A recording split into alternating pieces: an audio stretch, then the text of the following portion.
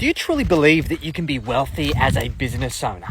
Most of us get involved in business because we want to create a level of freedom. Maybe it's financial freedom, maybe it's lifestyle freedom. However, there's so many business owners that I see have this fixed mindset around their work ethic and how that translates to their financial results. I'm going to hopefully share with you a couple of insights that I've used on my own wealth journey that's allowed me to create an 8-figure business and to create multi-7 figures in personal net wealth at 34. So let's get stuck into it. Now, for those of us who are self-made, right? We haven't been served a silver platter. We haven't had an armchair ride of an existence. Everything that we have done, everything that we have created has been manufactured of our own volition, okay? We've had to invest blood, sweat, tears. We've had to endure risks. We've had to endure pain. We've had to endure suffering in order to produce the results. However, we get to a point where we have created this neural pathway that leads us to believe that in order to continue to achieve these results, we need to earn those results in the same way. And it doesn't actually work when it comes to growing and scaling a business.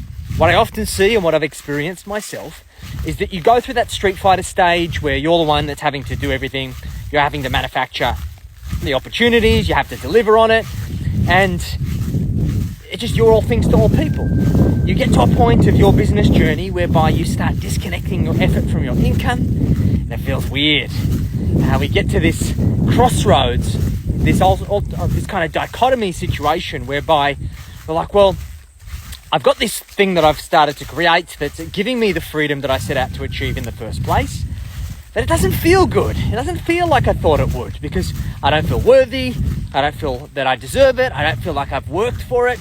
And therefore, we can sometimes, and in many cases we do, self-sabotage. We put ourselves back into the position that we once were because we've learnt that that is where we feel most validated, most successful, but it isn't necessarily serving us. So what do we do about this, guys? Well, the first thing that you need to do is you need to create an ascension ladder in your business. You need to acknowledge that you are going to transition through the stages of being a technician, doing the work, being a manager, overseeing those who do the work, being a leader, basically creating the vision and the strategy that supports the managers to manage the people who do the doing, or to be an investor in order to derive financial benefit from the equity that you create in the world, whether that be through your business or whether that be through other assets that you create. Now, we need to acknowledge that through each of these stages, we must navigate a transition, okay? There's no easy way to get through the technician phase. We need to be prepared to do the work that is required. Nobody else is going to do it for us unless we transition into manager phase and we hire those people, but that obviously comes at a cost. And the thing there is we need to invest the hard work. Your ideas aren't going to dictate your results. It is going to be your execution. Next, we need to create systems that allow us to elevate into a manager position. I'm not a great manager. I don't have a super high attention to detail. I'm more of a visionary and an investor type.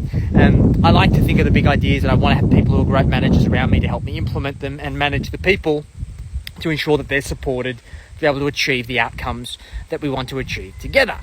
But we all need to go through a period of management. And the idea there is that we don't want to manage the people directly. We need to have a system that manages the people and we manage the system. And it is only through systems that we create leverage. We need to be able to get out of being all things to all people, of being the biggest bottleneck in our life and in our business and in our wealth. That allows us to elevate from that position. And there's a certain mindset that comes with that. Next, we need to then transition from being a manager to a leader, because a manager typically looks at what has happened and a leader looks forwards at what will happen. And they dictate the path that the business takes, that the wealth takes, that the team takes. And it's through understanding how you create a vision that we are able to then orchestrate the right people in the right places to achieve those particular results. And we need to acknowledge that as a good leader, as a good entrepreneur, we ultimately are there about creating that leverage, okay? We no longer need to measure the success of ourself by the effort that we put in, but it's by the outcomes that we can create.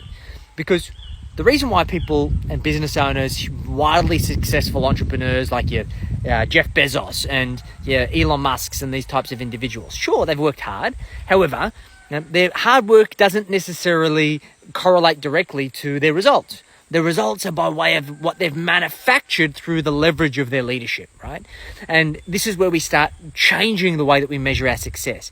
If you can manufacture a particular result in the investment of an hour that makes you millions of dollars, you shouldn't have to work hard for that, because you've been smart enough in the environment that you operate in order to manufacture that result in a small amount of time. Typically takes us longer, but the idea here being is that we want to disconnect the idea that we need to be busy in order to create that. And this is what keeps business owners poor and ultimately keeps them boxed in to that kind of working class mindset. And lastly, an investor. You need to have purpose beyond your business. You need to have purpose beyond your active pursuits of how you choose to invest your time for the production of income. Because if you don't have this, you're going to get to a point in your journey whereby you don't need to work for money anymore.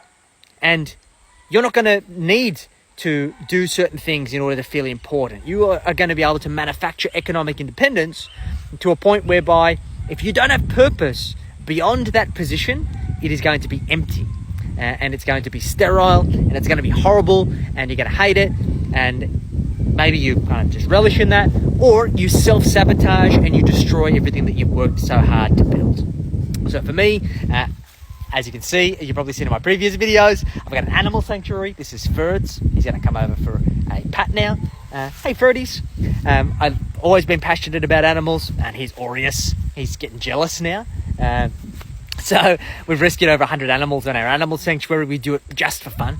We fund it completely ourselves. We don't raise money. We don't ask for donations, anything like that. We do this because it's something that we're really passionate about. This is our purpose beyond the business. And the idea is I'm still passionate about the business. I'm still passionate about the things that I'm creating. However, I have purpose beyond my business. And once I've continued to accelerate my path beyond economic independence, because I've already got the financial means that if I wanted to retire, I could, I do it because I want to, and not because the numbers are telling me to do so. This is giving you some valuable insights. If you've got any self-limiting beliefs around financial freedom and how you become wealthy and stay wealthy, let me know in the comments. I'd love to cover them off. Catch you guys soon.